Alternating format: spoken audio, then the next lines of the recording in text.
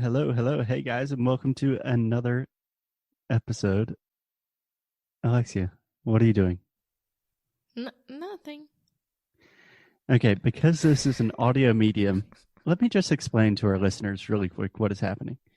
Alexia and I are recording this remotely because we are quarantined in different countries and different continents. And Alexia is imitating me as I am giving the introduction to the show. But on the podcast, this just sounds like, which is not easy to edit. So, Alexia, how about we change this and you introduce the show for us? Okay.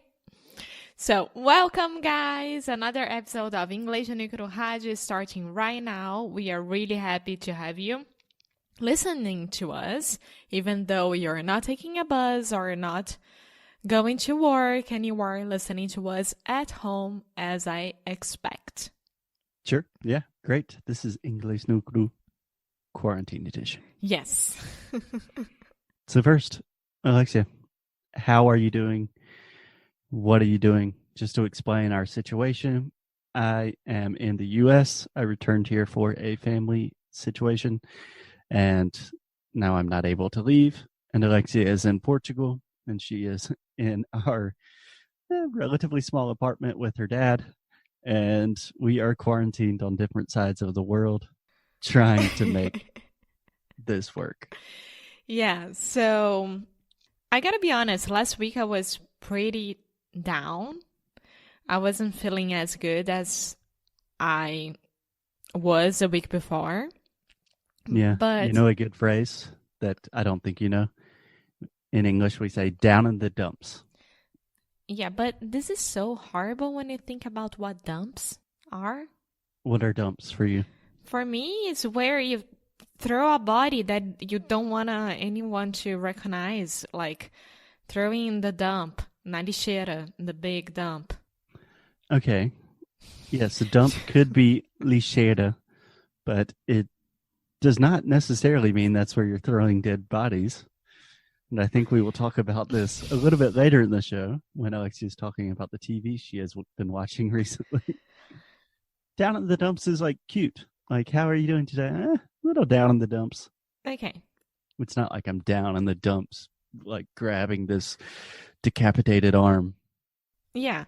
I mean, I wasn't extremely sad. I was just like, not feeling well, you know? Yeah. This sucks. That's what I was thinking. Yeah. And this week you're feeling a little bit better? Yeah, I am. I think that this will continue happening. This will continue to happen? Continue happening. Yeah.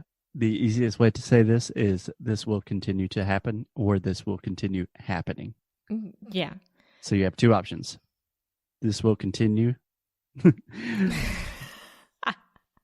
What was the phrase you said? This will continue to happen or this will continue happening. So you can say to happen, the verb in the infinitive form, to happen, or happening, the gerund, the gerúndio, the ing verb. This will continue to happen. Yeah. So you're saying the situation will probably stay like this for some time. Okay, so I think that this will continue to happen because, I mean, we are in lockdown right now. So it's not normal for us to be inside the apartment without getting out to live your normal lives, right? Yeah. So just give us a general overview of what is the situation in Portugal. When you say we are on lockdown right now, what does that mean? Is the military in the streets? No. Today is April 1st here, right? So tomorrow it was supposed to end the state of emergency, but we already know that our president, Marcelo, he will renew it for more 15 days. So how long will he renew it for? 15 days. 15 more days. 15 more days, sorry. Okay. So can we pause just for a moment to embrace this beautiful mistake that Alexia makes and all of our cute little Brazilian boys and girls make all of the time. In English, we say more after the number. So Alexia said more 15 days. Mais 15 dias. Por mais 15 dias. That is incorrect. In English, we always say more after the number. The way I remember this is in English, we say one more beer. Could I have one more beer? Mais uma cerveja. So in Portuguese, é mais uma cerveja. Mais antes. Mais, in inglês, é uma mais cerveja. Okay, one more. Okay, so he's going to renew it for 15 you say the day, more and then days. You say more. 15 more days. Yes, 15 more days. Okay. So this means that all the restaurants and all the stores and everything will stay closed and will be doing only the delivery. Mm-hmm. And the supermarkets will continue open and all the health clinics and everything will continue open. So that's it. And then you walk on the streets, everything's so empty. And you go to the supermarket, you have lines to go inside and to be not that crowded. But I'm impressed. I mean, everyone is here so serious about what's happening, and I'm so happy that they are following the rules and that they are understanding what's happening. And that's fantastic. So I believe at least in the U.S., we are saying that, for example, we are closing all non-essential businesses. So things like supermarkets, pharmacies, healthcare, those things remain open while other businesses are either forced to close or recommended to close. Yeah, the same as here. Yeah. So it sounds like it is more or less the exact same situation in the U.S. and in Portugal. In the U.S., it's a little bit complicated because we have different laws for each state. You have a question, Alexia? No, I have something to say that it's really, really cool. So I was talking to Virginia. Virginia, you guys already know her. She's been here before. She has Virginia França. We recorded 2 podcasts with her, and I don't remember the episode. I want to say 338, but I think that's wrong. And it's called The Most Interesting Woman in the World. Yeah. Which she is. She is. And she has a kid, and all the schools are closed, right? So what do you do with the kids inside the house?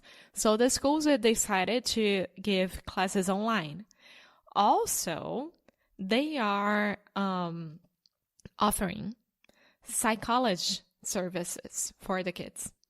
Psychological services? Yes. So you can talk to a therapist. The kid can talk to a therapist and understand what's happening. And what about the big kids? So they have a special discount for the big boys? No, but when she was telling me that, I was so impressed by it. Yeah, Portugal has their shit together. Yeah, no free therapy for kids here in the United States. No, but it's not free. You have to pay, but I imagine that it's like €5. You know, it's really small amount. And then they can understand why they can't see their friends, why they can't go outside, what's happening, and to try to make the kids to remain calm and not anxious at all. And I was so happy with that. Yeah, I have to admit that I'm trying not to consume as much news about the coronavirus as I was at the beginning of the pandemic, just because it's exhausting. But the thing that still gets me, and it makes me very emotional every time, is when people talk about their stories with children. I was listening to an episode of The Daily a few days ago. I don't remember what days are anymore. But a reporter was saying, like, he told his little boy that they're playing the inside game, and that's why they can't go outside. And, like, eventually his kid just broke down. I was like, I don't want to play the inside game anymore. It started crying. It must be hard. It must be hard. But I'm really hopeful that now that Johnson & Johnson, they just released a statement that they are gonna do the vaccine in less than a year. Okay. So this company, very big company, we say Johnson & Johnson. So you're saying John, but it's John. Just Johnson like my friend Johnson. Yeah, Johnson Johnson. Johnson. It's easier to say it with a British accent. Johnson Johnson. Okay. So I'm really hopeful. I have to be. Yeah. So I was listening to a podcast about hope yesterday after I finished my run, after I finished some lady yelling at me like, come on, Foster, you got this, run farther. And she used a phrase that really caught my attention. She said, this is just another forced opportunity. And I thought this was just a beautiful way to think about it, that it is an opportunity to be more kind and generous and loving. And it's an opportunity for us to think about how our healthcare systems don't work appropriately and how we need to change a lot of things to survive in a globally interconnected world. But it's a forced opportunity. So we have to do it. And I thought, that's such a good way to think about difficult times. Yes. And also my therapist, she told me yesterday a phrase from the most famous psychiatrist of Portugal. He's like 90 years old and he's still practicing. And wow. Yes. And she told me that he is her God, like from her area. Figuratively, yeah. Yeah. And she told me this in Portuguese. I won't be able to translate. You can help me. Like, quando o ser humano se ver em situações praticamente impossíveis, ele consegue se reinventar e se readaptar de uma forma muito incrível, assim, sabe? Tipo, we are capable of reinventing ourselves from a deep situation, like from a very, very hard situation. So we gotta trust ourselves as well. Yeah, we have a lot of similar phrases to that in English. Like we say, innovation is born out of necessity, something like that. So you innovate, you create new things, think about new solutions when you need to, when you're forced to. And yeah, there are a lot of different ways to say that, but I completely agree. Yes. There's another great phrase.